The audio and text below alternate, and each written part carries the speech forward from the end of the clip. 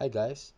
Okay, so let me tell you about the time when I was still working in the call center industry, the BPO industry. I think this was around 2013 to 2014, if I'm not mistaken, um, or probably as far as 2012. Um, so my shift was 10 p.m. to 7 a.m. But since traveling would take us hours to go to and from a place, I usually come home around 9. So 9 a.m. I arrive at home, I play a few games, I eat, I talk to family, and I try to get some rest around lunchtime. So I remember this very well. These are three instances, by the way. So the first one is I slept from 12 and woke up around 3. I woke up because I felt like someone was tugging the well the, okay, I was sleeping on my side, my left side. I was facing a wall because my bed was facing a wall. I was in a we used to have a double decker type of bed, and I was sleeping on the top side. And so I was leaning on my side facing the wall, and I was having a deep sleep. So it was kind of a sleep paralysis slash astral projection type of thing, because what happened was someone was holding my right arm, pulling me, and I was resisting because I didn't want to look at the dark shadow. It was a shadow. I know for one, it was a very tall man, and since my bed was higher, he was still taller. So he was taller than a regular man.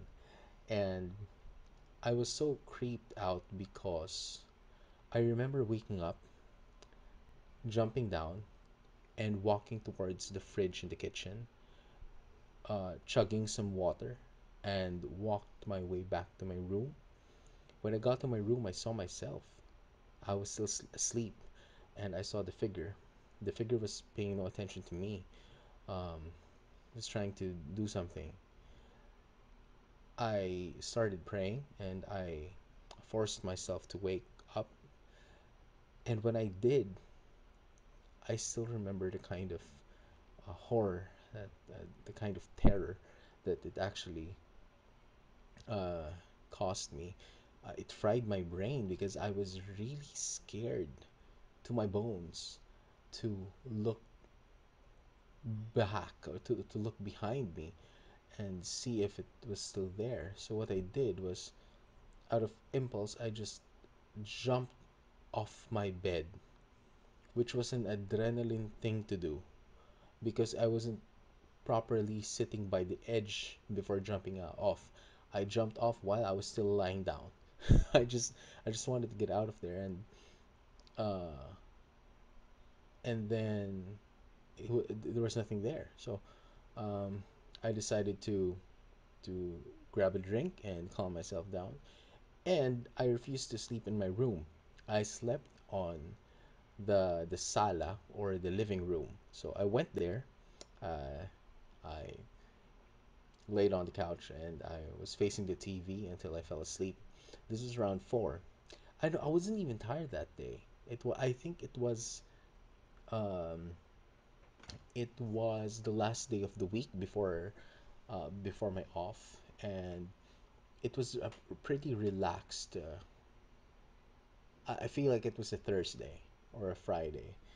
Well, anyway, so I fell asleep on the couch this time, trying to catch up with some rest. And what happened next is creepy. The same thing happened, but this time I woke up and I was sitting upright and I was looking at the television, and I saw the same dark figure behind me. And I was so scared that I turned on the TV just so the yes, and so I had a dream of seeing myself uh being stalked by the shadow figure right behind me.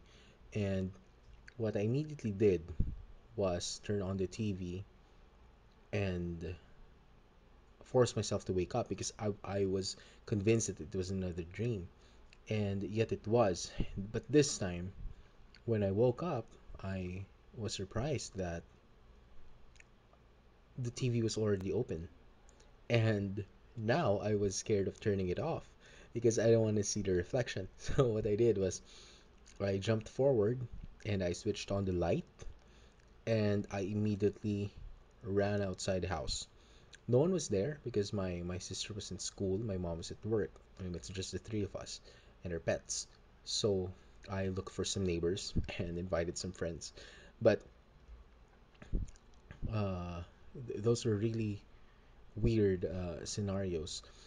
And but the most important experience was the third instance. So a few weeks later, um, it happened again, but this time it was really weird. I was sleeping in the afternoon. My mom would usually come home around 6 p.m. So it wasn't really. It, I would usually sleep in peace for at least for 6 hours before people start swarming in the house. So I woke up late. I woke up around 8 and I was supposed to be leaving by 9 because my shift was at 10. So I woke up late. I had dinner with my mom and she told me that I was the one who opened the door for her this afternoon. I told her it was impossible because uh, I was in a deep sleep and I hadn't even um, gone to the restroom in between. I was so thirsty when I woke up. You know what? One of those times when you oversleep and your mouth is so dry that you crave for water, you crave for relief, and I was exactly that night. And um, what happened was I was really convincing her that I wasn't the one who opened the door, but she was so convinced that I was the one who um, because we had double locks at home, so there's the doorknob and then double locks, and I feel like we also had a door stopper, but a lot of complicated things because it was a new neighborhood for us. We just moved out from um, Laguna, where we used to live, so just extra security and precautionary measures. So, uh, and then she said that when I opened the door, I was wearing a weird expression and I headed straight back to bed. But I was wearing a different pair of clothes. And as she was describing it, I was telling her that I did not own the kind of clothes that she was describing because I only have so much.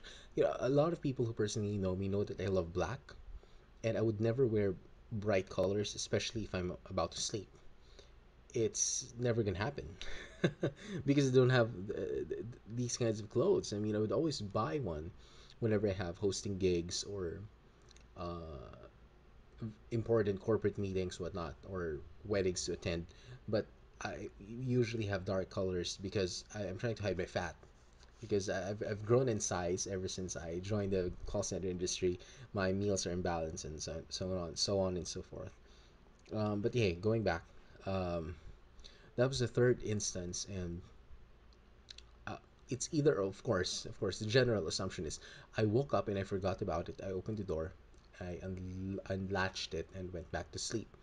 But to me, I know that I didn't, and I'm convinced to this day that, well, not just me. I mean, a lot of my friends say that they always uh, see, or there's always a weird instance of me being seen in two separate occasions at the same time, and I'm just so glad that I am not crossing paths with any of these doppelgangers or these shadow people, as some people might call them. I try to convince myself that I'm just over imaginative, which I am because I write books, but at the same time, these are really things that you don't forget because of how they made you feel. And to think that that phrase applies even to dreams, it's amazing. It's crazy and it's scary. Well, okay, that's my second story for this series, and I'll try to record more as we go. And I'm actually doing this in the middle of work, so let me get back to it. Thank you guys for listening.